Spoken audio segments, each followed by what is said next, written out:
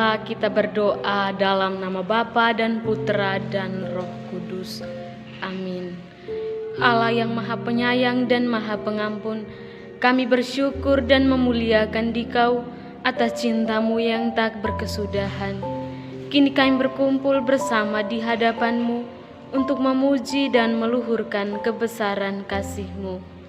Kami mohon kepada-Mu, sudi kiranya Engkau hadir dan mencurahkan Roh Kudus dalam hati kami, agar doa dan hidup kami semakin berkenan kepadamu.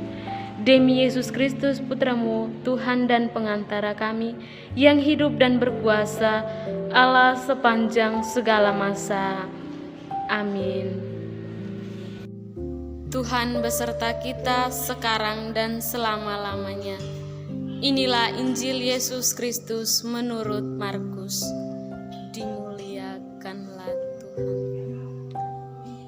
Pada waktu Yesus berangkat untuk meneruskan perjalanannya, datanglah seorang berlari-lari mendapatkan Dia, dan sambil bertelut di hadapannya, ia bertanya, "Guru yang baik, apa yang harus kuperbuat untuk memperoleh hidup yang kekal?"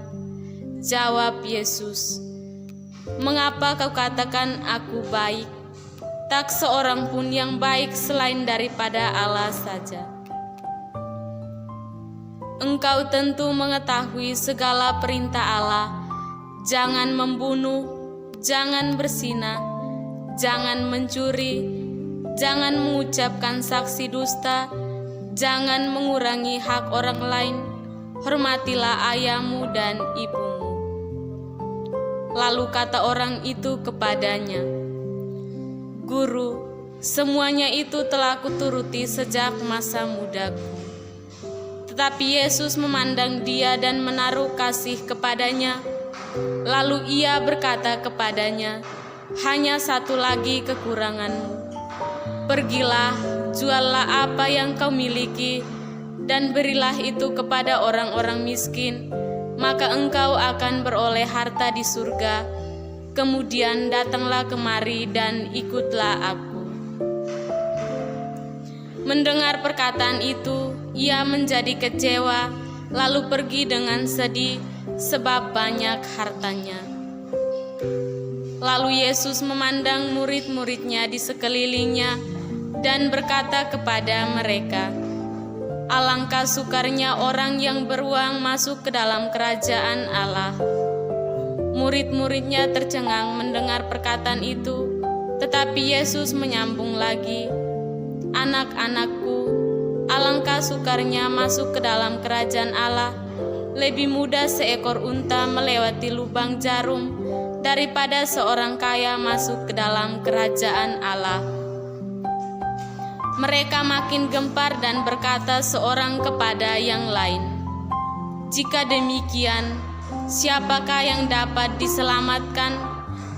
Yesus memandang mereka dan berkata, "Bagi manusia hal itu tidak mungkin, tetapi bukan demikian bagi Allah. Sebab segala sesuatu adalah mungkin bagi Allah." Demikianlah sabda Tuhan. Terpujilah Kristus.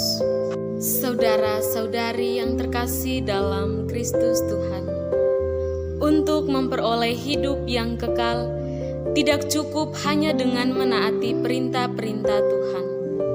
Tetapi setiap orang mau mengikuti Yesus harus melepaskan keterikatan pada harta dunia, supaya ia bisa merebut harta surgawi. Sikap lepas bebas menjadi pintu gerbang kedekatan dengan Allah. Bagi manusia sulit, tetapi mungkin bagi Allah tidak.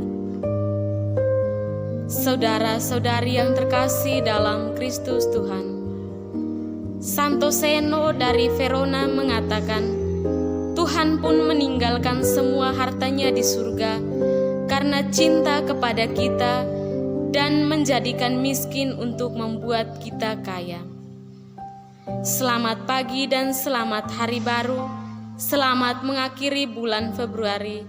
Tuhan memberkati kita sekalian. Amin. Saudara-saudari yang terkasih dalam Kristus Tuhan, setelah kita mendengar dan merenungkan sabda Tuhan, mari kita akhiri dengan doa. Marilah berdoa. Allah Bapa yang Maha Rahim dan penuh belas kasih, kami bersyukur kepadamu karena Engkau mengutus Putramu Yesus Kristus, satu-satunya penyelamat kami. Terima kasih atas penyertaan-Mu sepanjang hari ini, sehingga kami dapat mendalaminya dengan baik. Kami mohon kepadamu, semoga Engkau meneguhkan iman kami akan Putramu Yesus Kristus, satu-satunya penyelamat dunia. Dialah Tuhan dan pengantara kami, yang hidup dan berkuasa dalam persekutuan Roh Kudus, Allah sepanjang segala masa. Amin. Dalam nama Bapa dan Putra dan Roh Kudus.